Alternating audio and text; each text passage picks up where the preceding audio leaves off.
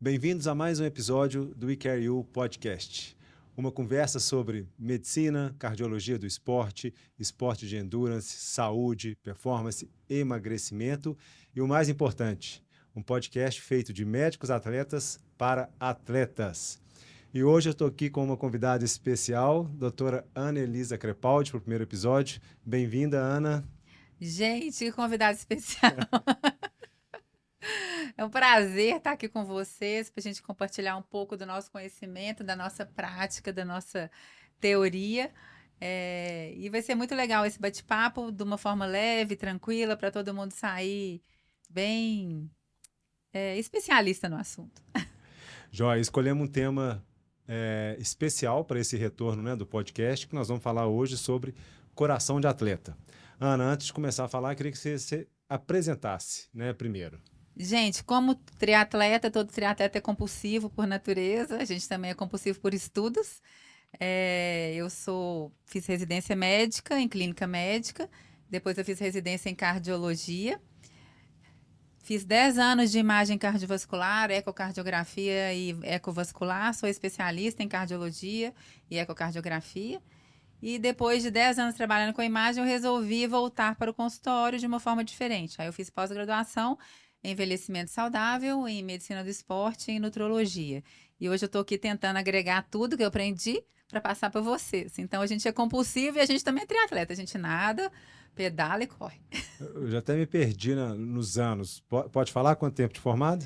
Esse ano, jubileu de prata, 25 anos de 25 anos formada em medicina. Parabéns. Formada pela? Universidade Federal de Minas Gerais. Muito bom, muito bom. Escolhemos hoje o tema coração de atleta, né? Que é um tema que nunca sai da moda. Não, mas espera aí você vai falar o que você é também, né? Tá bom. Tava esperando alguém perguntar. Bom, também sou médico, formado pela UFMG, né, aqui de Minas Gerais, Faculdade de Medicina. Também completo 25 anos no final do ano. Ele foi meu calouro, gente. Calouro da Ana. Passei primeiro semestre, ela passou para o segundo, mais um ano na frente. E fiz também residência médica em clínica médica, cardiologia, medicina intensiva. Durante muito tempo atuamos, né, nessa área tradicional, coordenando CTI, UTI de público, privada. E acabou que foi o esporte, né, que nos guiou ali para mudar um pouco a chave para a medicina do esporte. Então, fiz a pós-graduação em medicina do esporte, tirei o título agora recente, título de especialista em medicina do esporte e do exercício. E também triatleta, né? Apaixonado ali pelas distâncias, pelas longas distâncias. E só um adendo. Quando eu cheguei para ele, falei assim: ô, gente, vamos fazer esse negócio de triatlon que é muito legal. Ele, não tenho tempo para isso. Mas não tinha, né? Eu tive que arrumar. Aí a gente vê a definição das prioridades. Isso é o mais importante. Bom, vamos ao tema, né, que o pessoal está esperando. Coração de atleta. Doutora Ana, fala para mim, para nós, um pouquinho sobre o histórico, a definição, o que significa esse termo aí tão importante que é o coração de atleta. Eu acho que o mais importante é a gente entender que são adaptações fisiológicas que o coração vai ter de acordo com a modalidade esportiva que você vai fazer. É óbvio, né? Uma pessoa que nunca fez nada, vai começar a fazer algum tipo de esporte, vão existir adaptações fisiológicas do corpo, do osso, do músculo, do coração, dos vasos sanguíneos, etc. e tal. E o que é importante fazer? Saber, existem adaptações que são fisiológicas, ou seja, que são bem-vindas do exercício físico, e existem adaptações fisiológicas que vão virar doença. Por isso a gente tem uma preocupação muito grande com os atletas de alta performance e alta intensidade, que vai ser um capítulo à parte para a gente falar depois. Então, o coração de atleta são adaptações que o corpo vai produzir para a gente poder fazer segmento desse atleta, e o objetivo do médico do esporte ou do cardiologista do esporte, mais importante qual que é? Evitar que o nosso atleta fique doente, evitar que o nosso atleta tenha morte súbita no esporte.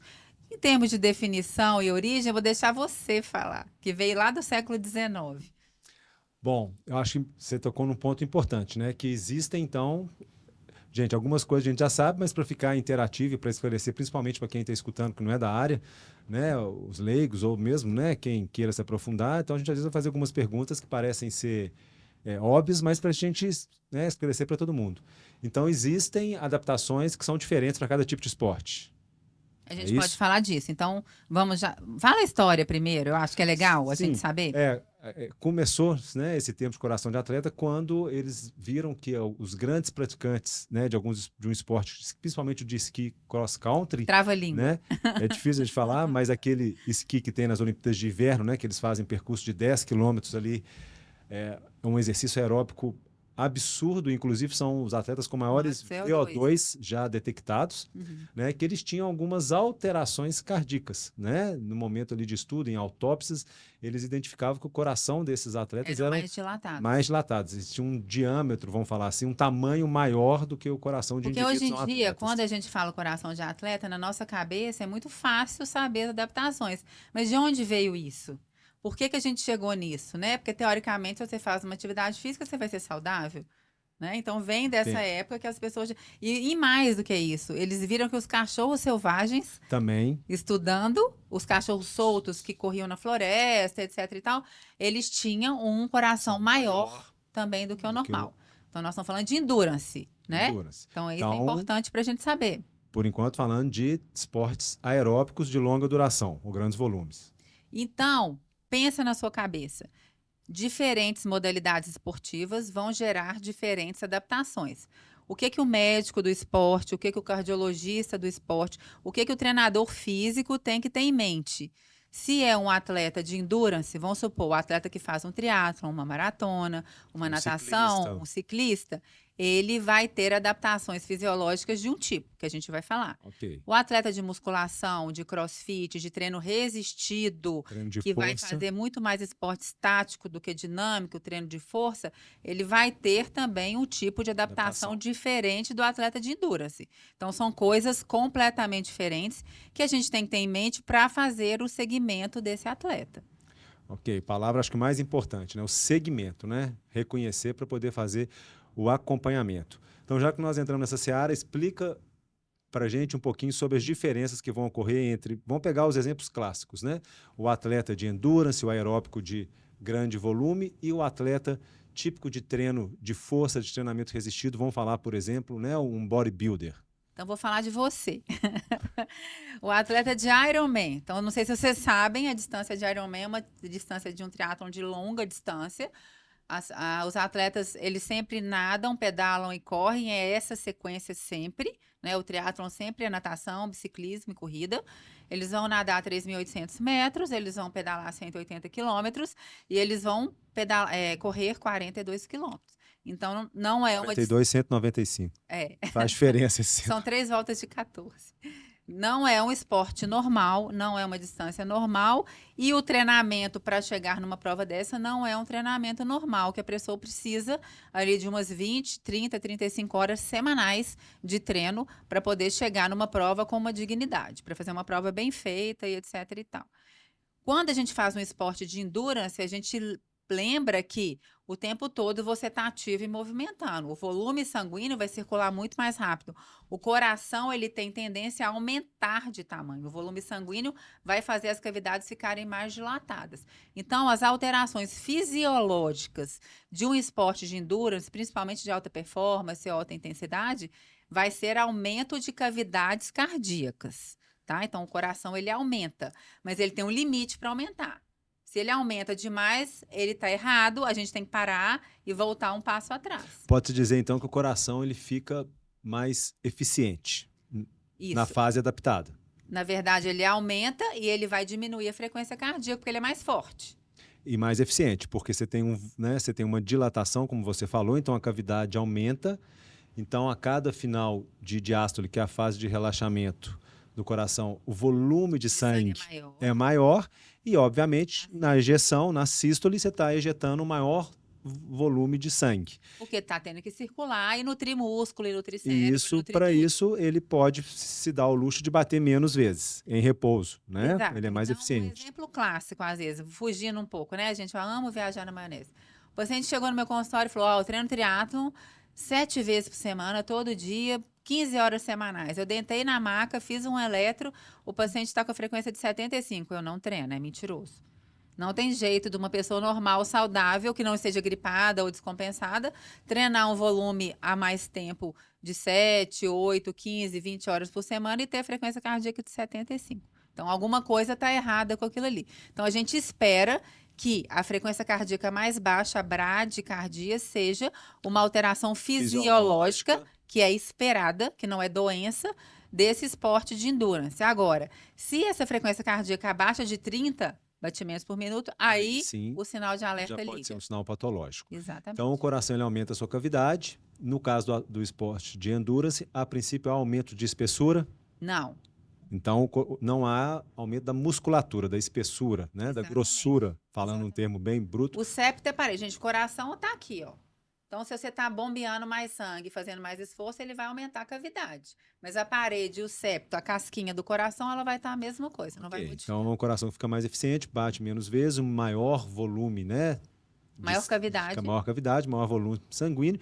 E tem também aquele mecanismo, né? Que quem quiser procurar é de Frank Starling, né? Que na hora que ele se relaxa, as fibras conseguem contrair com mais eficiência. Perfeito. E tem que ter cuidado para esse mecanismo não falhar. Se falhar é porque descompensou. Descompensou, desadaptou. Agora, explica pra gente o que acontece no atleta de treino resistido, musculação, bodybuilder. Não confundam. Primeira coisa, eu dei aula esse fim de semana para o pessoal da BWS em São Paulo, de medicina do esporte.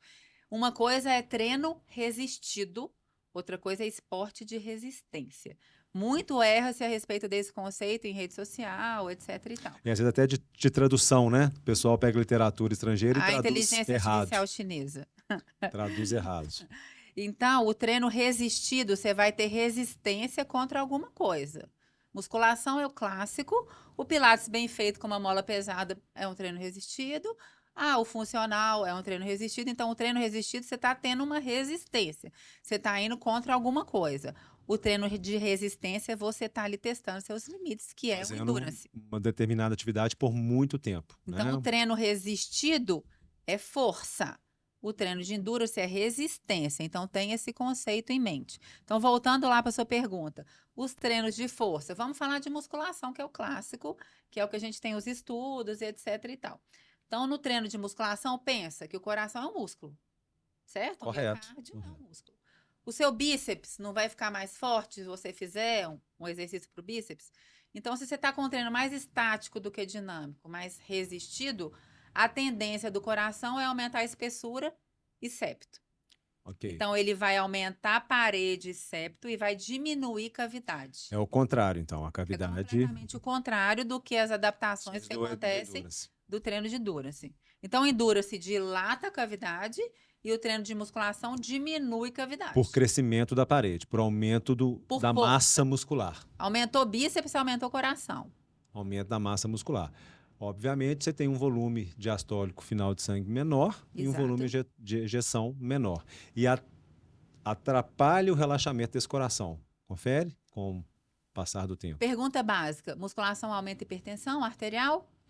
Não aumenta. Aumenta nos primeiros 5 segundos de início do exercício.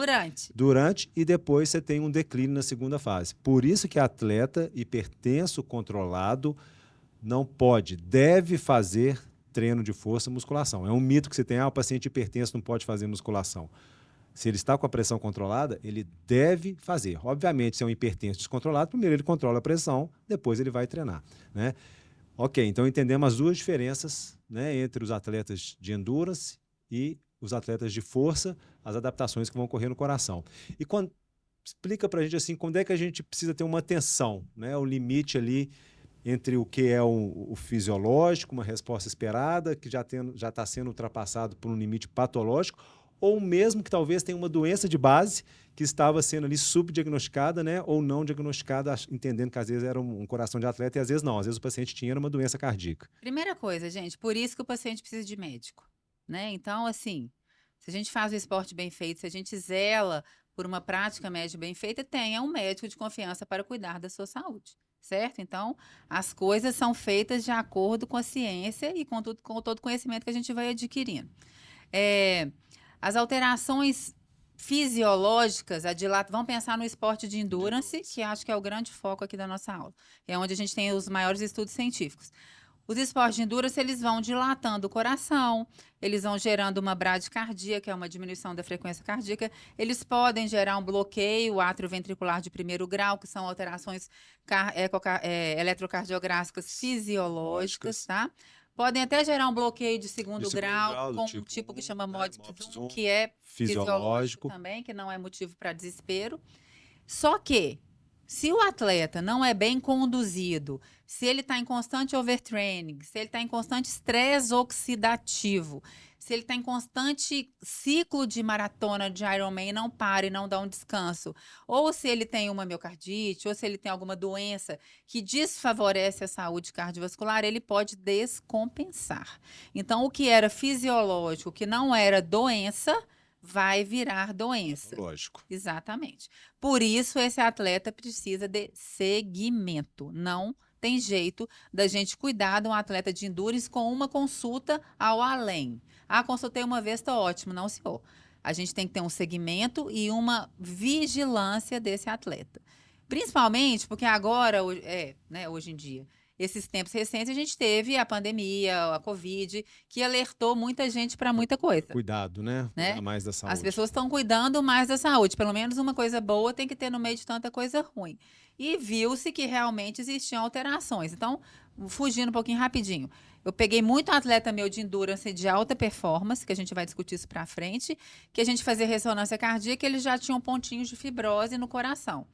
E aí, na minha cabeça, eu falava assim, será que esse alta intensidade, esse tanto de atividade física que esses atletas faziam já não estava gerando alguma inflamação do músculo cardíaco? Ou será que isso é só do Covid? Coisa nova do Covid. Então, são coisas que a gente tem que pensar a respeito e precisa vigiar. E algumas coisas a gente não vai ter resposta, né? Exato. E a zona cinzenta é a zona mais difícil. O que é a zona cinzenta? É a gente saber se o que está acontecendo é normal ou se é doença. E o que a gente faz quando a gente tem dúvida? A palavra-chave, o mais importante que a gente tem que fazer.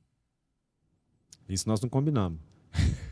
Ó, que você passou na prova agora. Não, mas não foi combinado. Não sei o que você está pensando. Destreino. Destreino. Então já entra como se fosse o tratamento, né? Ou uma forma de dar o diagnóstico. Sim. Né? Se eu tenho dúvida se essas alterações que o meu atleta está apresentando, né? Algumas dilatação cardíaca, alguma área de fibrose à ressonância, alguma alteração eletrocardiográfica ou já uma hipertrofia no miocárdio, no caso do treino de força, para eu entender se aquilo é secundário, né, aos treinos, seja o treino de força ou seja o treino aeróbico de endurance, é o que a Ana falou. A melhor forma é eu propor um destreino. Então eu peço para esse atleta parar de treinar, não é fácil, muitos vão querer trocar de médico. Eles vão trocar de médico. Trocar de médico, mas depois voltam. Com rabinho entre as pernas. Você pede para treinar. O certo é destreino. Então, 12 semanas, 12 a 16 semanas sem treinar, e aquilo que for secundário, né, o que for realmente coração de atleta, secundário ao treinamento aeróbico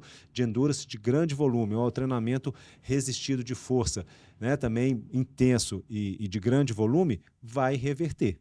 Né? Talvez não reverta 100%, mas nós vamos ver alterações. Redução da dilatação cardíaca, redução da hipertrofia da parede miocárdica, talvez uma regressão das alterações eletrocardiográficas.